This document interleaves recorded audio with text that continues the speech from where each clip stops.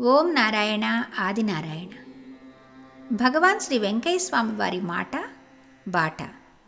సమర్పణ ఆశ్రమ కమిటీ, గొలగమూడి. రచన డాక్టర్ పిన్ని చక్రపాణి గారు, ఎంఏ పిహెచ్డి. గాత్రం గంటి రేవతి. పర్యవేక్షణ మండవ రవికాంత్. క్రమసంఖ్య 89. మునగ చెట్టుకు కాకర చెట్టుకు తగవులాట వచ్చిందే. బాట. భగవాన్ శ్రీ వెంకయ్య స్వామి గొప్ప హాస్యప్రియులు. అయితే వారి హాస్యం వెనుక తప్పక ఏదో ఒక సహేతుక కారణం ఉండి ఉంటుంది. మీరు మొక్కు చెల్లించి సమారాధన చేస్తారని, తృప్తిగా ఆరగించాలని వచ్చిన పెంచల స్వామి చూచి చూచి గొంతెండిపోయి వెళ్ళిపోయాడు అంటూ పకపక నవ్వారు స్వామి. ఆయన నవ్వుతూ ఉంటే ఎంతసేపైనా చూడాలనిపించేది అంటారు చూచిన వాళ్ళు. ఒకప్పుడు మోపూరు దశయ్యకు పక్కింట్లో ఉన్న అతని బావమరిది ఆదిశేషారెడ్డికి వారిద్దరి ఇళ్ల మధ్య ఉన్న గోడ విషయంలో తగాద వచ్చింది. గోడ పడిపోయి నేల చదరమవటం వల్ల ఎవరి గోడ ఎంతవరకో తెలియక ఇద్దరూ పరిష్కారం కోసం స్వామి దగ్గరకు వచ్చారు. ఒకరి దొడ్లో మునగ చెట్టు, ఇంకొకరింట్లో కాకర చెట్టున్నాయి. స్వామి వారిని చూచి చతురోక్తిగా, మునగ చెట్టుకు కాకర చెట్టుకు తగవులాటొచ్చిందే అంటూ వారితో వెళ్ళి రెండిళ్లకు మధ్య కాలితో గీత గీయగాని అంతకు ముందున్న హద్దు సరిగ్గా సరిపోయింది. మనస్పర్ధలు సమిసిపోయాయి. మాట 90. మూరకు 3000 రాసుకోయ్యా. బాట. స్వామి ఎవ్వరి సేవను ఉచితంగా తీసుకోరు. తీసుకుంటే దానికేదో ఆధ్యాత్మిక కారణం ఉండే ఉంటుంది. ఒక సేవకుడు శ్రీ స్వామివారిని వీపు మీద ఎక్కించుకుని సిద్ధలయ్య కొండ శిఖరంపైకి తీసుకెళ్లాడు. అతని సేవకు ప్రతిఫలంగా మూరకు 3000 చొప్పున చీటీ వ్రాయించారు స్వామి. అది అతని పేర జమ అవుతుందని, అది అపారమైన పుణ్యాన్నిస్తుందని వారి భావం. పుణ్యఫలం అనేది మన దయార్ద్రత మీద ఆధారపడి ఉంటుంది. మనం ఒకరికి పెడితే దైవం మనకిస్తాడనేది పెద్దల మాట. ఆ విధంగా పుణ్యాత్ములై నడవమని తెలిపేదే మన స్వామి బాట. మాట 91. మీరు అడవిలో కూర్చున్నా అన్నం వచ్చేటట్లు రాసుకోండి. బాట. స్వామిని నిత్యం సేవించి ఆరాధించే సేవకులకు, భక్తులకు ఇంతకంటే ఇంకేం కావాలి? అప్పుడప్పుడు సేవకులు, స్వామి మీరు సమాధి చెందితే మేము మా ఇండ్లకు పోయి మళ్ళీ ఆ సంసారంలో ఇమడలేము. అందువల్ల జీవితాంతం మీరు చూపిన మార్గంలో నడుస్తూ భిక్ష చేసి జీవిస్తూ ఇక్కడే ఉంటాం అని అనగానే స్వామి, అట్లా ఉండాల్సిన పని లేదు, మీరు అడవిలో కూర్చున్నా అన్నం వచ్చేటట్లు చేస్తాను అని అభయమిచ్చి నేటికి తన వారికి ఆకలి లేకుండా ఆదుకుంటున్న చల్లని తండ్రి శ్రీ వెంకయ్య స్వామి. సాక్షాత్తు కలియుగ దైవం. ఈరోజు మనం మాట 90, 91 ఈ రెండిట్లో మనం వెంకయ్యస్వామి మాటలు మూరకు 3000 రాసుకోయ్యా అని 90లో, మీరు అడవిలో కూర్చున్నా అన్నం వచ్చేటట్లు రాసుకోండి అని 91లో స్వామి చీటీ రాసిచ్చినట్లుగా మనం చదువుకున్నాం. ఈరోజు మనము అద్భుతమైన స్వామి సృష్టి చీటీల గురించి కొంచెంసేపు చెప్పుకుందాం. అవధూతల తత్వం, మనస్తత్వం ఒకటే అయినా కూడా వారి జీవనము, వ్యవహరించే తీరు ఇవన్నీ కూడా ఎవరికి వాళ్ళకే ప్రత్యేకతగా ఉన్నట్లుగా ఉంటుంది. వెంకయ్య స్వామి వారు భక్తులను అనుగ్రహించే తీరు చాలా విచిత్రంగా ఉంటుంది. మనము ఇంకా ఏ అవధూతలోనూ ఈ విశేషాన్ని చూడం. అదే మన వెంకయ్య స్వామి వారి ప్రత్యేకత. అందుకే అవధూత భగవాన్ శ్రీ వెంకయ్య స్వామి వారి సృష్టి చీటీలు ఒక అద్భుతంగా, అపూర్వంగా ప్రసిద్ధికెక్కాయి. అసలు భారతీయ యోగులు, సాధువులు, అవధూతల చరిత్రలోనే ఇదొక అపూర్వమైన ఉదంతం.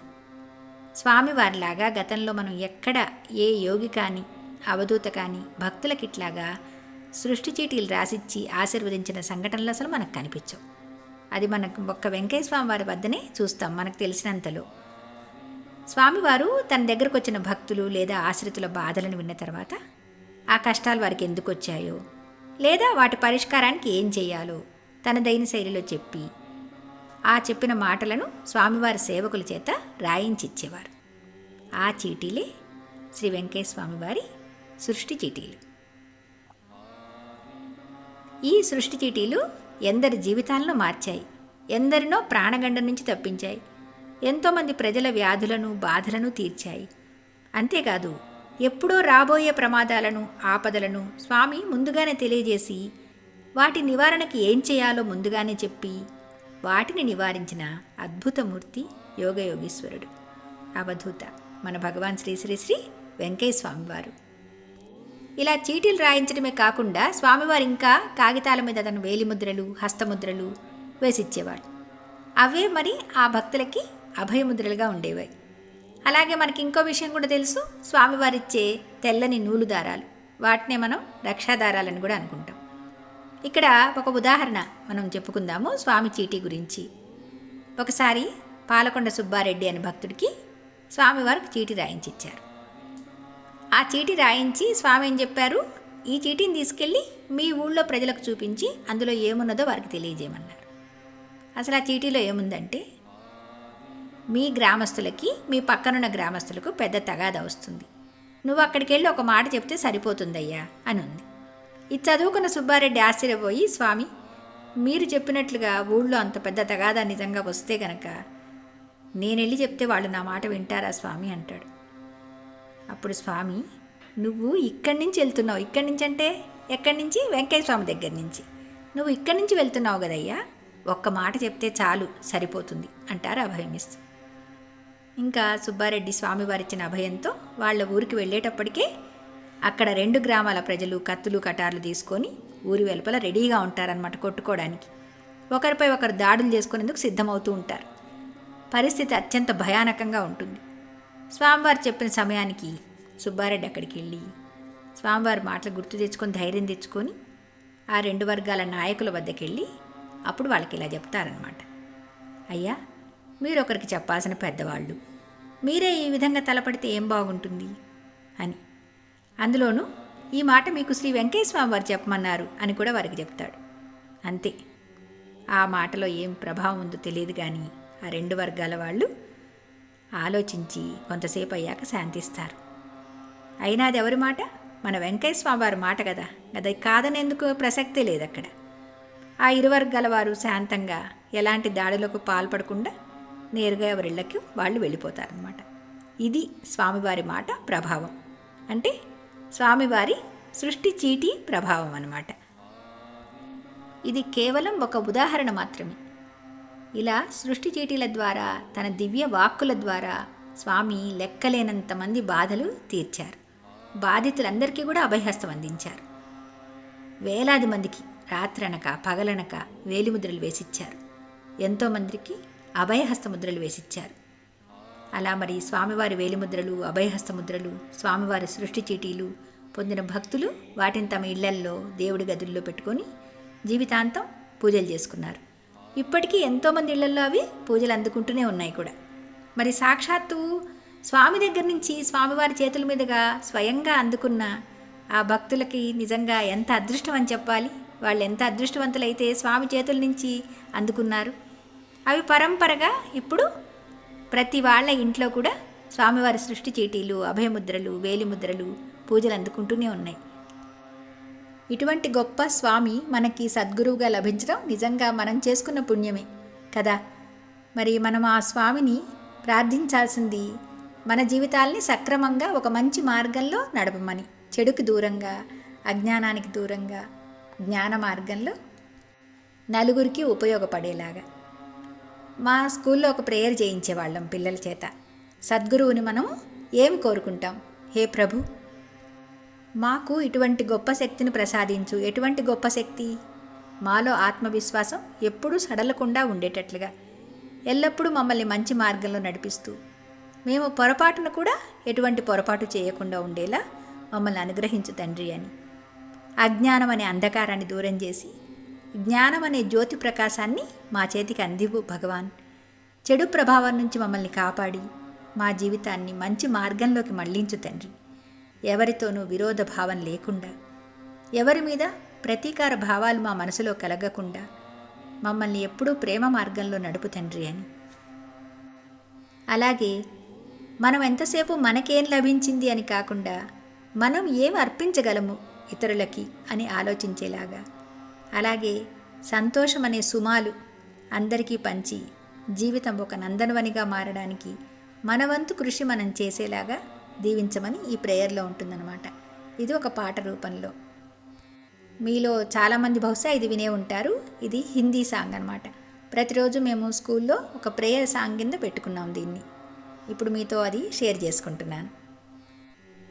ఇతని శక్తి హమే దేన దాతా, मन का विश्वास कमजोर होना, इतनी शक्ति हमें देना दाता, मन का विश्वास कमजोर होना, हम चले नेक रास्ते पे हमसे भूल कर भी कोई भूल होना, भूल कर भी कोई भूल होना, పొరపాటున కూడా మా చేత ఎటువంటి పొరపాటు పనులు జరగకుండా దీవించు తండ్రి అని.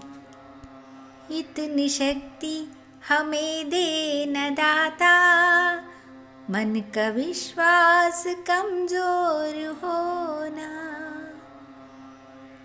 दूर अज्ञान के हो अंधेरे, तू हमें ज्ञान की रोशनी दे, हर बुराई से बचते रहे हम, जितनी भी दे भले जिंदगी दे, वैर होना किसी का किसी से, भावना मन में बदले की होना, हम चले नेक रास्ते पे हमसे भूल कर भी कोई भूल होना, इतनी शक्ति हमें देना दाता, मन का विश्वास कमजोर होना,